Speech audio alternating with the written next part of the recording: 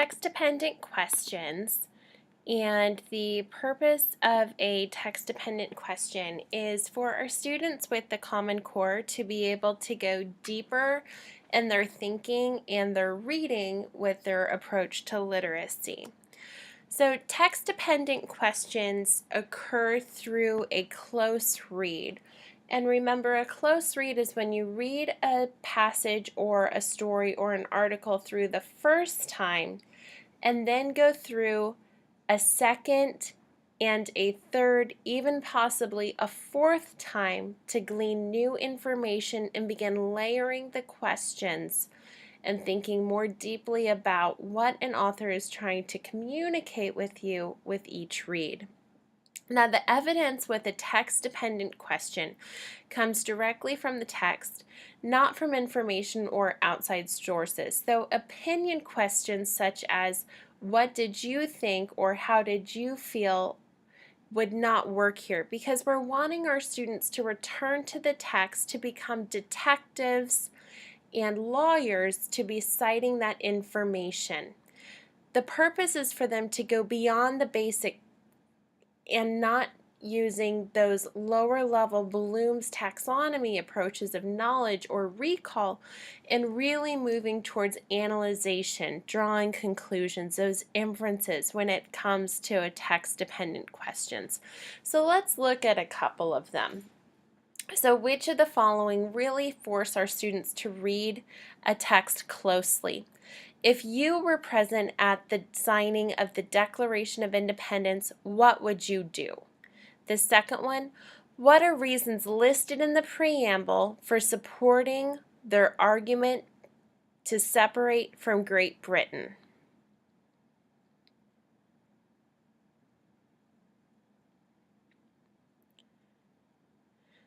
The first question focuses on an opinion question. If you were present, what would you do?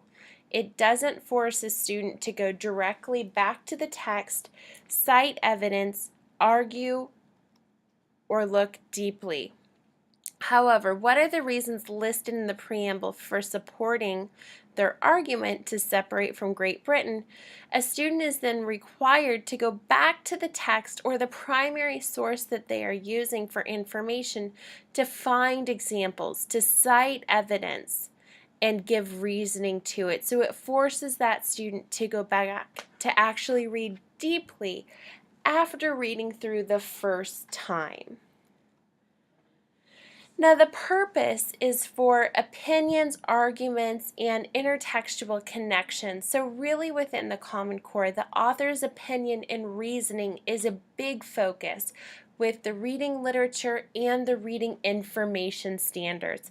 It's truly looking at the claims, the evidence, and the counterclaims. It's looking at the logic, the ethics, the reasoning, and the path that an author takes to get to that conclusion. It's looking at the rhetoric and the language there. Now, the purpose is that hopefully as educators we are linking them to other texts throughout the grades. So we're really doing paired text when we're teaching and looking at multiple examples of primary sources when students are reading and making those connections. So how do you go about developing text-dependent questions within your classroom? So the first thing you have to consider as an educator is, do the questions require you, the reader, to actually return to the text? If you're not having to go back to the text when you are authoring the questions to find those answers, then you're typically not writing a text-dependent question. Do the questions require the reader to use evidence to support his or her ideas or claims? Do the questions move from text explicit to text implicit knowledge? So are we really forcing our students to go deep and read between the lines to draw conclusions?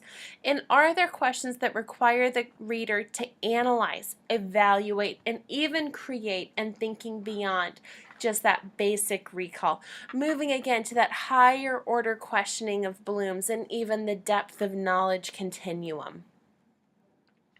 So types of text-dependent questions to focus on. So remember, you want to really focus on first that key understanding and helping our students to know what is it specifically do you want them to know from the text.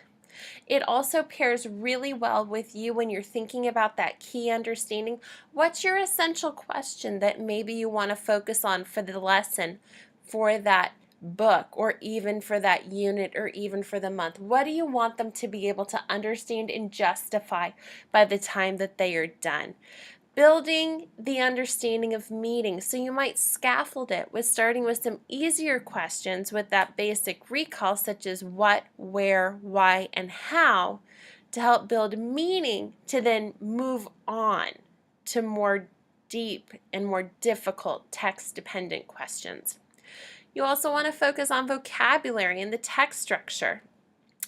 The Common Core really focuses on the crafting of the questions and the most powerful academic words with that vocabulary piece, wanting them to look at the text structure within cause and effect, problem solution, comparing and contrasting, the sequencing. So how does that outline go into why the author chose to do what they did when they wrote?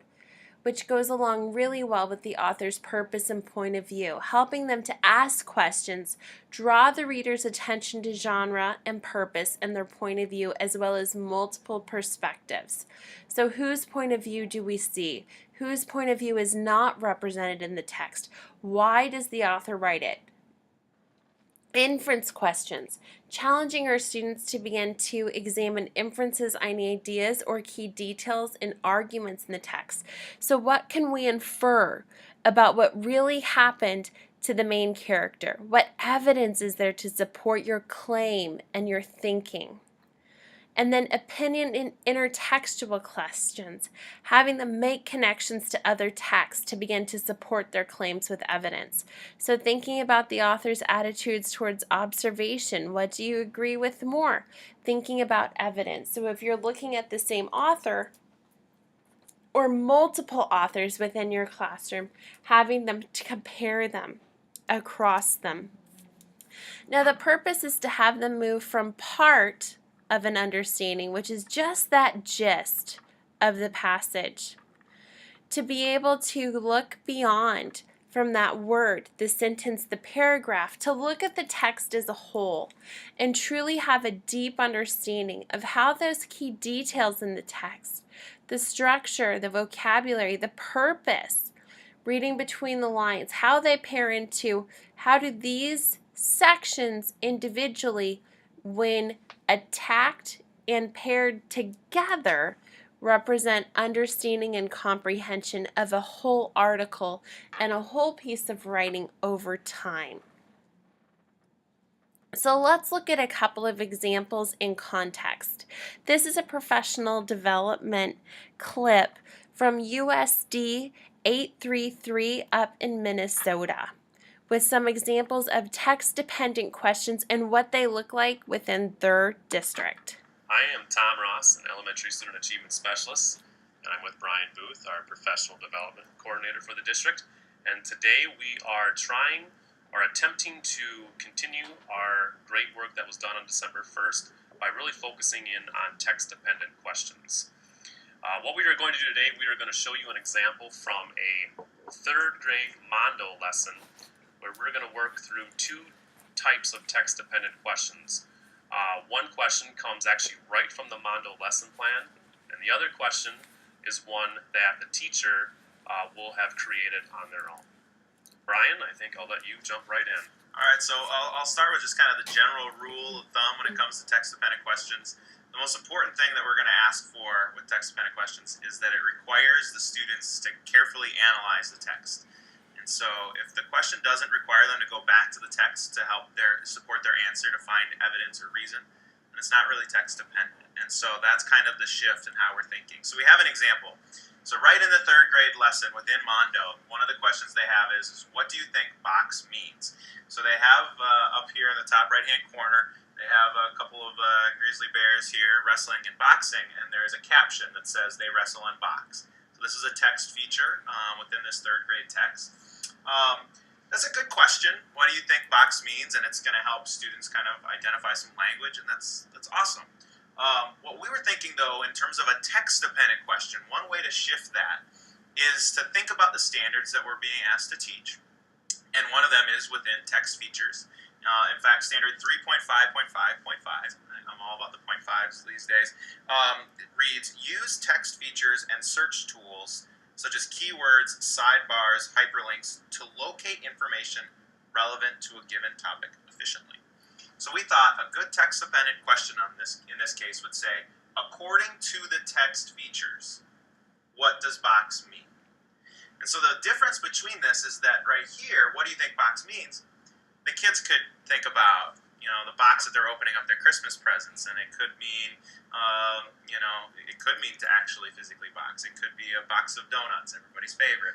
They're going to have their own interpretation, but that doesn't require a careful analysis of the text. A text-dependent question would require them to go back and say, oh, okay, this is what it means, this is what it could mean. Additionally, is that as a teacher, the students that struggle to identify the text features, if they can't find the caption, if they can't find the right picture, then I know instructionally, maybe I need to modify some instruction for those students, because at a third grade level, they're not able to identify the text features. And so by asking the right question, we'll really be able to identify where our students are at. And so that's one example. Should we try it with I think we should. I think we have somebody here that would be great to work this with. Let's bring in our student, Matthew. Matthew, can you come up to the front of the class, please? Hey, Mr. Booth. Hey, Mr. Ross. Hi, Matthew. So we have a question for you, Matthew. According to the text features in our book here, what does box mean? Box mean?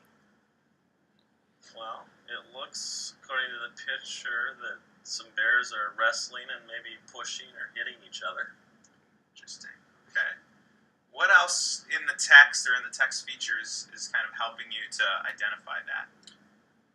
When I look at the word wrestle, I guess that is interesting to me because it seems like that would signal that they're at least trying to do something physical with each other. Okay. All right. Well, great, Matt. I appreciate you coming on by. Did I do all right, Mr. Booth? I would say you are a proficient student. Congratulations, sir. Thank you. Thank you. All right. So now we have another question. Yes. And so we're going to switch to the second slide. Tom's going to walk you through that. All right. I'm now going through my lesson plan, and I decided that I need more text-dependent questions that are focusing on academic vocabulary. And some of the work that I've done already has really ignited me to say, hey, when I am doing this type of text with my students, I really need to be paying close attention to the vocabulary words, the tiered vocabulary. Because I know those are the type of words that will oftentimes really infringe upon the understanding of the text with some of my students. And a really great example that I found from this text is the word den. So I'll read through this page to kind of give you an idea of what we're referring to here. But this is what it reads. By October of their first year, the cubs weigh 100 pounds, 45 kilograms. They are very fat and soon go into a den with their mother for the winter.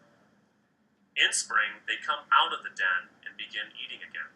They stay with their mother for over 2 years. When she is ready to mate again, the mother chases the cubs away.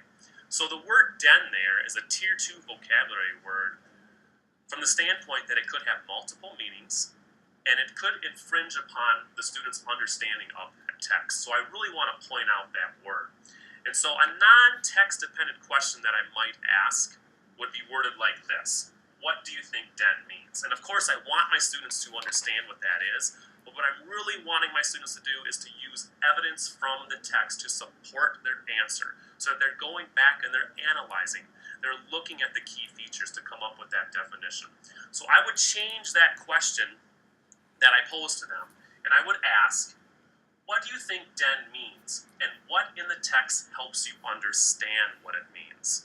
So again, I'm really having them focus on context clues, but I'm forcing them to go back and look in the text. And what I would hope would be happening here is that when they go back to paragraph 4 here and reread They Are Very Fat and Soon Go Into a Den with Their Mother for the Winter, I'm hoping they would pick out things such as go into or with their mother to, in fact, talk about the fact that they're going into some place which would probably be their home or somewhere where they would stay. And the fact that they would be with their mother would be to have them make a connection. When you're with your mother, you're in your own home. And again, in paragraph 5, it says, in spring they come out of the den and begin eating again. Again, I'm hoping they pick out that they're coming out of. So a den is their home for the winter. But again, it's taking that general question of what do you think den means and tweaking it a bit to have them be analyzing and looking back at the text. And I know it's something that we as teachers do often. We want them to be using context clues, but we're really going for them, for teachers being very intentional when they ask these questions, whether they're using it during their shared reading, or whether they're asking these questions at the end of a reading for a comprehension quiz, something of that matter. But they're continually using text-dependent questions, having students go back and use evidence from the text. Awesome. Well, appreciate you taking the time.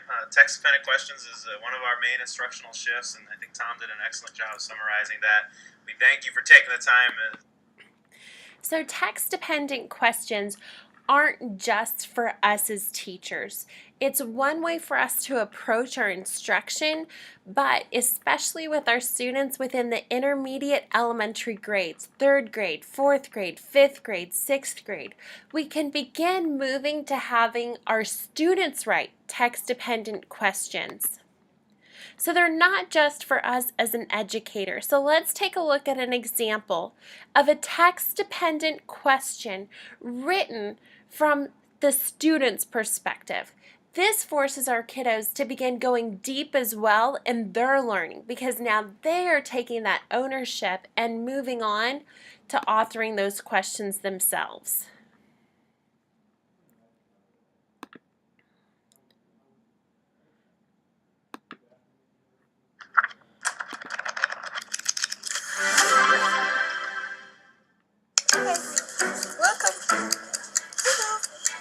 Today's lesson was primarily a discussion, and in preparation for that lesson, students created questions, and each student used the technique that worked for them in order to create the questions. Yesterday, we read the chapters, a few chapters in Iqbal, and we started to look at questions that we could ask to have a deeper understanding of the text. You start with comprehension. You're identifying, you're recognizing, you're choosing. As you get more complex and you want to ask higher order questions, then you're having to teach them, what does judge mean? What does hypothesize mean? What does analyze mean? Today we're going to present these questions in order to allow discussion to flow, as well as get a deeper understanding of the issues presented in the text. One of the standards that I addressed today with Common Core in mind is analyzing a sentence or a section in order to see how it works with the overall theme. All right, so I'm going to open up the floor.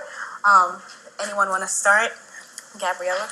According to Fatima, the liquid drips out and it hurts for a while, but in time the skin grows back tougher, so you don't feel anything anymore. How is this statement a metaphor of the children's lives? It's like they have to get tougher over time, and they just have to learn that it hurts for a little while, but you just have to keep on working and working. Marley? All these kids think that they're eventually good at escape, that they'll end up getting all of those lines wiped off of their slate, and I mean, in the meantime, they might as well just get tougher, so that when they do end up leaving, that they can be stronger. If you can get them to question the text, then you can get comprehension going, you can get understanding, you can get deeper meaning. It lends them into this place of thinking critically, and that's really what we want, especially with Common Core. We want them to be lifelong learners. We want them to be able to get to college, and when they are in college, they know how to struggle with that complex text. Describe how Fatima reacted to the knowledge that her debt will never be canceled. I'd be terrified that my debt would never be erased. So when I found out that it never would, I would just literally be scarred. Another standard that I addressed was citing textual evidence to support an analysis. it says in the book every day I saw a line mark, but they would never go away. Like my debt can't be like the weeds that grow back in my father's garden. Like when someone confirmed it, when someone from the outside who like seemed so wise and knew so much confirmed that yeah, your debt's never gonna be erased. That kind of was just a huge realization for her. Today we worked with reading complex text. It challenges them to not run away because the text is difficult, but rather to take the tools and the strategies such as the questioning in order to attack the text and find a way to really desegregate it so that they can understand the text. Listen and interpret this quote. Can you count? I think he asked it because he must be like trying to trick them into like not noticing the lines. He was also kind of like taunting her because like she can't like count and she doesn't really have an education, and now she's definitely not gonna get any education because now she's a carpet weaver. Okay, we're gonna transition. So we've done the discussion and we're gonna take that and turn that into writing. The final step involved in wrapping up the lesson. They exchange a piece of note card with a peer. I have them take one question and I ask them to exchange with that person and get that person respond to that question to test to see kind of how valid that question is. So you're asking me basically if they pay off their debt, that is how to let them go, right? If he ran away, why do you think he did it at that certain time? So the goal of the question is for them to be able to own their learning rather than hearing the teacher do all the talking. So when you have them make that shift, then you're going to see it in the writing. Then they're going to be able to be naturally analytical.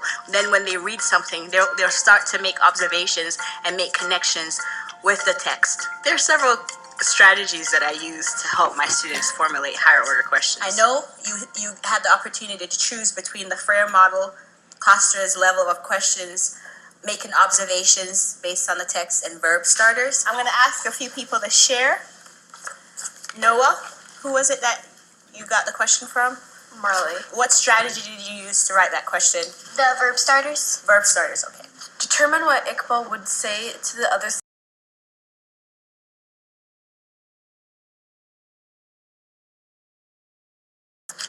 Iqbal would say the debt would never be erased to the others because he wanted to reveal how the whole slavery thing works. He didn't want to frustrate the children, but they all reacted to disbelief. I'm really passionate about Common Core because it challenges them to become critical thinkers at really a young age. It has them writing in a way that they are really prepared to go to college. They're writing thesis statements, they're developing thesis statements, they're developing connections to the real world, real things that they will actually encounter in real life. Through these texts, they're experiencing global issues beyond just their backyard, and they're getting to form an opinion on it. Like before Iqbal came, things they were horrible. It was very dehumanizing where they worked, and they were slowly kind of becoming a machine. With Common Core, you see the just endless possibilities in terms of how you can push kids to the highest level.